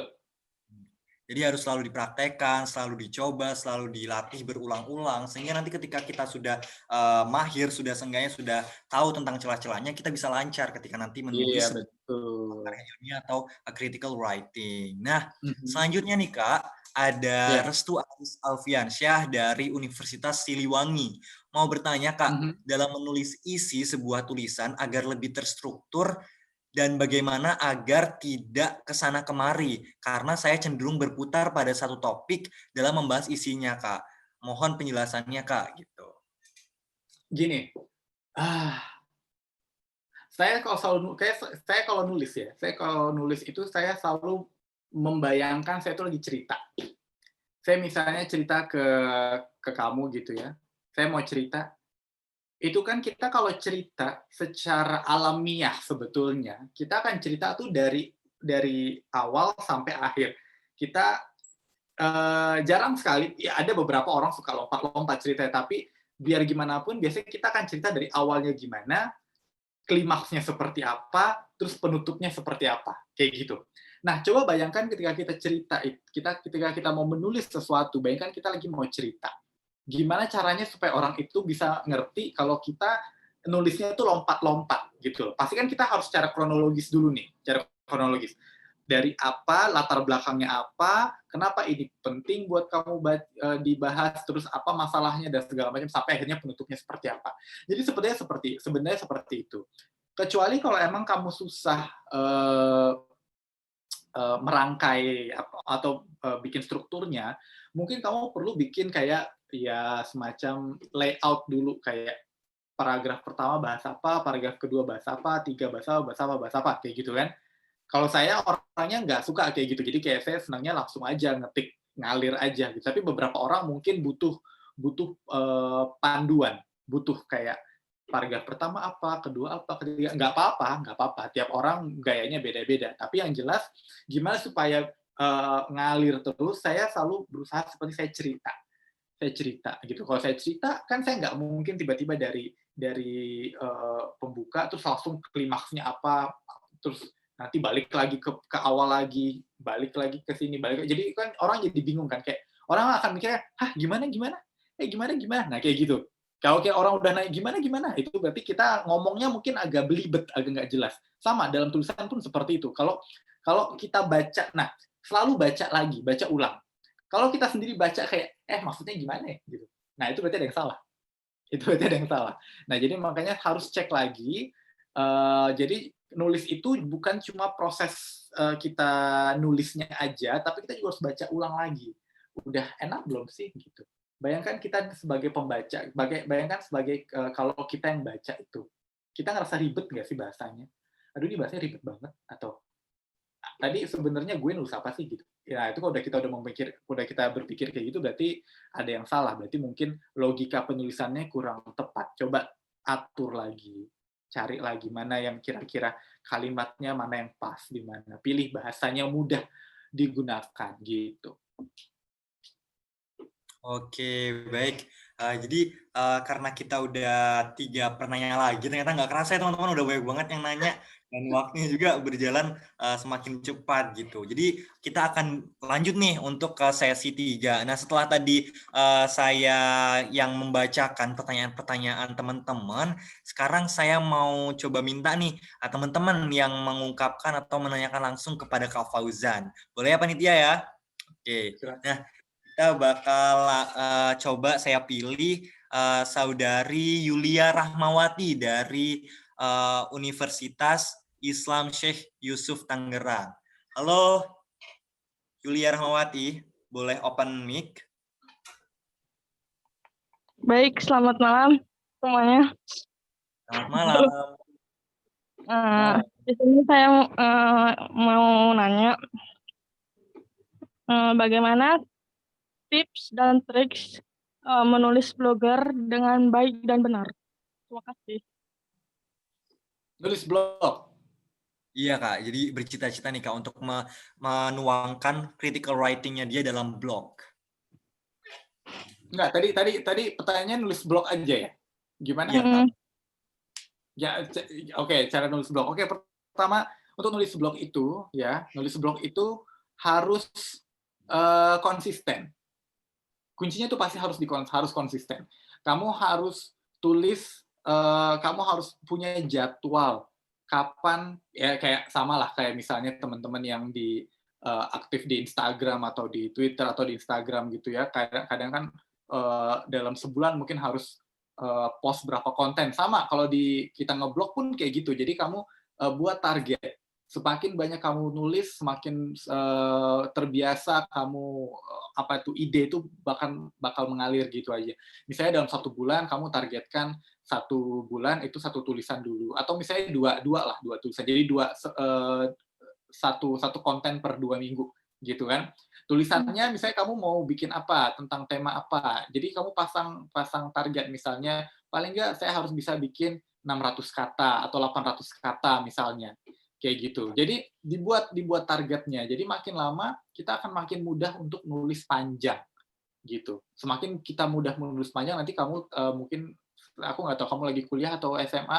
Kalau lagi kuliah itu pasti akan gampang banget nanti bikin makalah, bikin paper ya, bikin skripsi. Itu karena kita sudah terbiasa nulis. Yang kedua, kita itu pasti seneng kalau tulisan kita dibaca, ya kan? Seneng dibaca. Nah, tapi ada juga orang yang suka malu kalau dibaca. Kalau misalnya malu dibaca, ngapain ditulis di blog gitu kan? Tulis di diary, jangan di blog. Nah, teman-teman, kalau mau tulisan kalian berkembang, itu harus dibaca orang. Gimana caranya supaya dibaca orang? Publish. ya, share, jangan malu, share ke grup WhatsApp di mana, di share di Instagram, di Twitter, di mana-mana share gitu. Jangan mikir kayak, iya apaan sih nge-share gitu, jangan. Orang mau nulis apa kan nggak masalah. Yang penting nanti kan orang semakin sering. Nah, kuncinya itu semakin sering. Semakin sering kamu nulis, semakin sering kamu membagikan apa yang kamu tuliskan, orang akan kenal, oh Julia ini senang nulis. Oh Julia sering nulis. Pas dilihat, oh tulisannya ternyata tentang isu-isu ini. Wah, enak ya, ternyata bagus juga nih Julia tulisannya tentang isu-isu ini gitu. Mungkin nanti ada teman-teman yang ngasih saran, bahas ini dong, bahas ini. Saya pun dulu seperti itu. Awalnya karena saya senang nulis-nulis tentang media, dan saya share karena saya orangnya emang nggak tahu malu, jadi saya share aja ya, makanya baca ya gitu ya. Baca.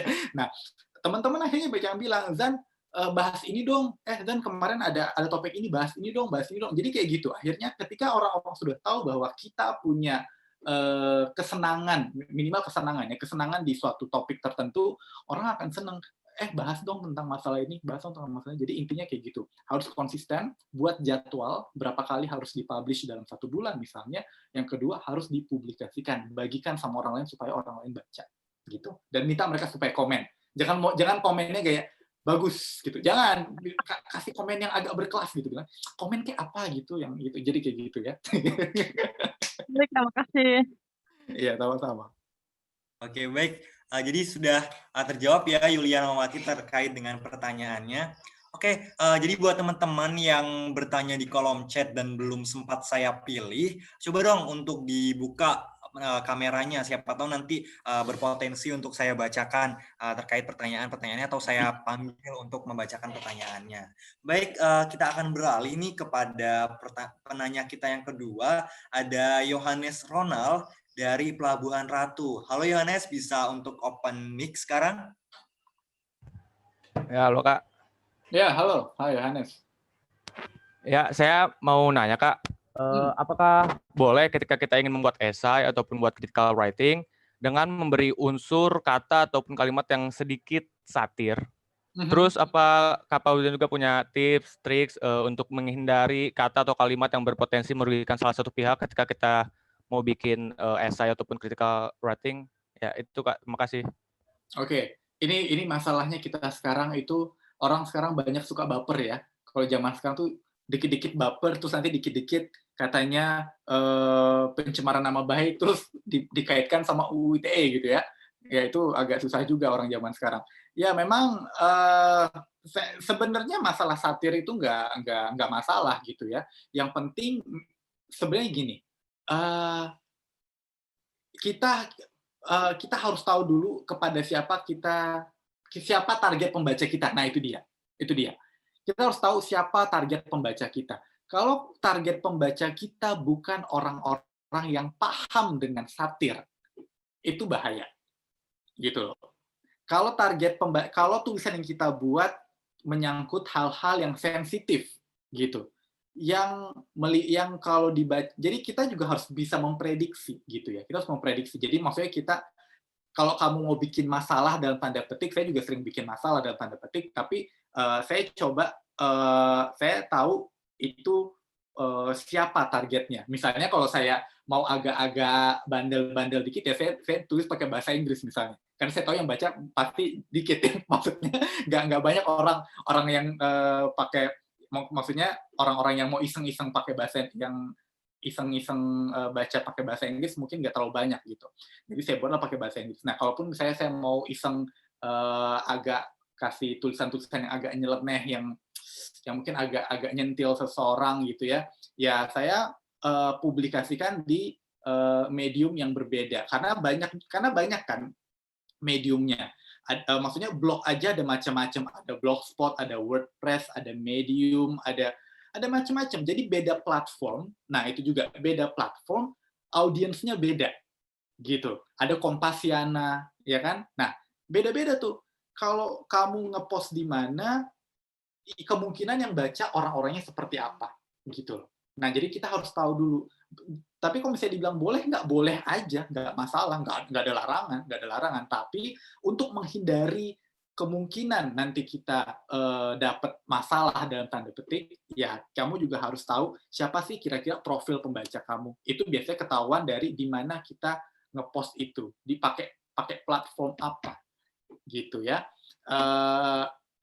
Kalau tips dan trik untuk menghindari kata atau kalimat yang berpotensi merugikan salah satu pihak, ya saya pikir ya intinya kita jangan memberikan suatu tuduhan misalnya, atau jangan memberikan suatu tuduhan yang sifatnya hanya dugaan kita gitu ya, apalagi sampai itu sesuatu yang negatif gitu. Jadi ya mungkin kalau zaman sekarang itu ditahan-tahan lah ya, jangan terlalu kalau emang itu nggak ada dasarnya gitu, nggak ada dasarnya atau nggak ada sumber yang kuat, apalagi kalau kita hanya itu berdasarkan pendapat kita pribadi, bukan ada referensi dari suatu sumber lain, yaitu memang saya pikir perlu ditahan-tahan aja. Jadi jangan terlalu frontal, karena zaman sekarang agak susah masalahnya gitu. Banyak orang suka baper gitu. Gitu ya Yohanes ya. Oke, jadi terjawab ya Yohanes ya, untuk menghindari kata-kata yang tidak berkenan mungkin. Oke. Nah, jadi karena sudah 2 orang bertanya pada sesi ketiga kita kali ini, kita akan beralih kepada 1 orang penanya terakhir pada sesi kita malam hari ini, yaitu saya ingin kepada Rido Danu Prasetyo, kayaknya dari tadi semangat banget dia ngirim chat berulang kali di chat, Kak. Oke, halo Rido. Halo Kak. Ya. Oke, baik Rido, dipersilahkan. Ya, terima kasih sebelumnya udah memberikan kesempatan untuk saya bisa menanyakan pertanyaan kepada Kak Fauzan. Jadi gini Kak, saya itu orang yang cukup tertarik untuk menulis gitu kan. Saya juga di Twitter tuh saya banyak lihat 30 days of writing challenge gitu Kak. Nah, saya tertarik juga nih. Ya, saya tarik juga buat ikut kan, mau bikin blog gitu. Cuman saya nih bingung Kak, kayak misalnya apa ya masalah yang bisa saya angkat gitu. Terus bahkan saya ngerasa kalau misalnya saya mau nulis nih, tapi saya takut kalau tulisan yang saya udah buat itu tuh ternyata kurang ngena gitu Kak, buat pembaca-pembaca yang baca tulisan saya tadi gitu. Nah, kalau boleh saya mau minta sarannya Kak, gimana cara kita buat bisa memulai gitu Kak. Terima kasih baik sebelumnya Kak. Pertama, inspirasi nulis itu ada di mana-mana. Ada di mana-mana. Jadi kamu nggak perlu takut. Semua yang ada di sekeliling kamu tuh bisa ditulis. Saya bisa nulis apapun yang ada di kamar saya ini. Bisa tentang apapun gitu. Yang penting adalah gimana cara kamu mengungkapkannya gitu. Jadi sebenarnya nggak ada ceritanya kita kehabisan ide. Kamu keluar rumah, ngeliat ada kucing di jalan, itu bisa dijadikan tulisan. Kamu lihat ada tetangga kamu lagi ngapain, itu mungkin bisa jadi tulisan. Nah, masalah apakah itu menarik atau enggak, itu masalah belakangan. Kalau emang kamu pertama mau men-challenge ya, karena kalau men-challenge itu kan masalah gimana kita bisa konsisten, ya kan? Gimana kita bisa konsisten, bisa nggak nih kita bisa nulis 30 hari berturut-turut, gitu. Nah, kalau misal sebenarnya nulis tiap hari itu lumayan berat ya, apalagi kalau misalnya nulis kita benar-benar nyari ide tiap hari, itu lumayan berat. Tapi mungkin saya pikir beratnya itu cuma seminggu pertama, gitu. Tapi kayak udah minggu kedua itu kamu udah mulai terbiasa. Makanya bikin target misalnya kamu mau bikinnya seperti apa nih, maksimal berapa kata, gitu. Jadi kamu sambil melatih, bisa nggak sih kamu tiap hari itu bikin tulisan kayak minimal 300 kata atau mungkin 400 kata. Temanya apa? Macem-macem gitu. Karena ini cuma challenge dulu. Ini cuma challenge. Nah, dari situ setelah kamu 30 hari kamu sudah terbiasa dengan itu terus gitu ya.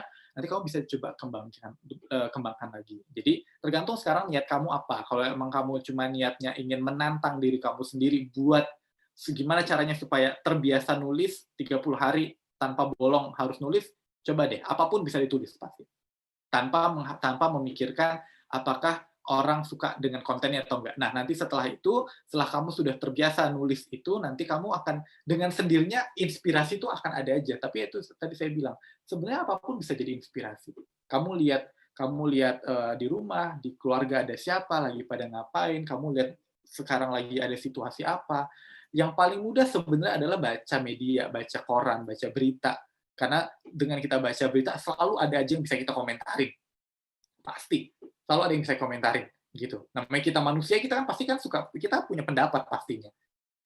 Ini kenapa kayak gini ya? Ini kenapa kayak gitu? Nah, kayak gitu. Nah, masalah nanti apakah itu nanti kamu bisa kalau strukturnya mau dibuat lebih kritis, yaitu nanti bisa pelan-pelan dengan metode-metode yang tadi kayak mempertanyakan kenapa, apa, bagaimana, selanjutnya apa, dan seperti itu. Kayak gitu ya. Siapa tadi? Rido ya, Rido Danu ya. Oke, Rido. Jadi udah terjawab ya mengenai langkah-langkah untuk memulai challenge-nya. Harus ditunggu nih challenge-nya nih, nanti saya lihat dan cek di Twitter-nya. Oke?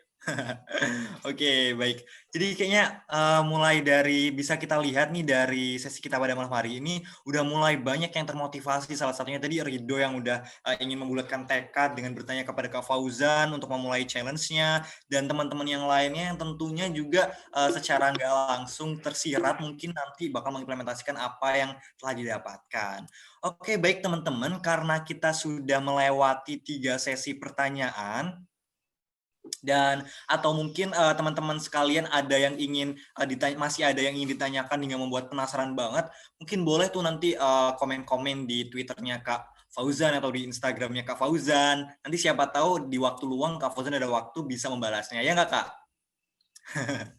Oke, nah selanjutnya kita akan beralih nih, sebelum mengakhiri acara kita akan ada foto bersama. Buat teman-teman yang belum menghidupkan kamera, minta tolong dong, mohon banget nih buat menghidupkan kameranya sekarang. Coba dirapi-rapiin dulu rambutnya mungkin, terus habis itu apa yang lagi, hijabnya atau yang lain sebagai macamnya. Ayo, saya mau kontrol dulu nih dari slide 1 sampai slide terakhir. Ayo yang belum open cam, harap open cam ya sekarang. Karena kita akan mengadakan sesi foto bersama. Saya akan kasih waktu 10 detik buat yang belum open cam dan buat yang mau benerin tata rambutnya dan segala macamnya, mau cari pencahayaan yang bagus dan lain sebagainya. Saya hitung ya. 10, 9, 8. Aduh, udah ada yang siap-siap tuh. 6, 5, 4, 3, 2. Ayo teman-teman yang masih tidur. 1. Ayo kita mulai fotonya ya. Enggak ada yang tidur kok di dalam sesi ini, tadi bercanda. Oke, baik, sekarang kita sesinya gaya formal dulu ya. Gaya formal dulu. Buat teman-teman nanti ditahan agak lama karena akan ada 6 slide di mana nanti panitia akan meng-capture satu persatu. Yuk, kita mulai dari sekarang. 1, 2, 3. Tahan. Tahan. Tahan. Tahan. Tahan. Tahan. Tahan. Oke, baik. Untuk sesi foto bersama yang pertama sudah selesai. Kita akan lanjut ke gaya bebas, teman-teman. Oke, persiapkan gaya seunyu mungkin, selucu mungkin, dan setak terlupakan mungkin. Biar nanti bisa masuk ke dalam Instagramnya. Wih, udah nih siap-siap tuh. Biar nanti bisa masuk ke dalam Instagramnya bagibacaan.com. Oke, yuk. Teman-teman dimulai ya. Tahan juga tapi sesinya, jangan cepat-cepat karena nanti ada 6 slide dan kita nggak tahu slide di mana diri kita. Yuk mulai ya, sesi yang paling imut. Saya mulai dari 1, 2, 3, tahan. Tahan. Tahan. Tahan. Tahan, teman-teman. Tahan. Tahan. Tahan. Tahan. Oke, baik. Sepertinya sudah ya, teman-teman ya. Oke. Nah, berarti panitia tadi sudah mengambil semua gambar kan ya? Gimana panitia? Sudah kan? Jangan sampai nggak ada kenang-kenangan ini. Aman. Oke, aman. Oke, mantap. Nah, karena barusan kita sudah melewati sesi foto bersama, aku mau punya pesan nih buat teman-teman sekalian. Jadi apa yang udah kita dapetin pada malam hari ini, kesempatan langka, momen langka, dan materi-materi langka yang mungkin bisa kita dapatkan hanya beberapa kali dalam setahun, hanya beberapa kali dalam sebulan, itu harap diimplementasikan dan disimpan baik-baik ya teman-teman. Jangan sampai apa yang sudah didapatkan hanya didiamkan begitu saja dan tidak diterapkan. Lebih baik lagi ketika nanti yang sudah kita dapatkan bisa kita terapkan dan bermanfaat bagi lingkungan di sekitar kita dan menciptakan sebuah perubahan ke arah yang lebih baik lagi. Nah, jangan lupa buat teman-teman untuk follow Instagramnya Bagi Bacaan dan tetap tunggu kegiatan-kegiatan selanjutnya karena ke depan bakal ada banyak banget kegiatan-kegiatan yang pastinya menunggu kehadiran dari teman-teman semua. Baik, saya Dimas. Mohon maaf apabila terdapat banyak kesalahan dan saya mohon maaf apabila ada hal-hal yang kurang berkenan mengenai teknis mewakili para panitia. Saya undur diri, saya akhiri, selamat malam dan sampai jumpa. Oke, terima kasih Kak Fauzan. Boleh semuanya open mic untuk Kak Fauzan. Terima kasih Kak Fauzan. Terima kasih. Ya, bye. Terima kasih ya. Kamsahamnida Kak. Kamsahamnida.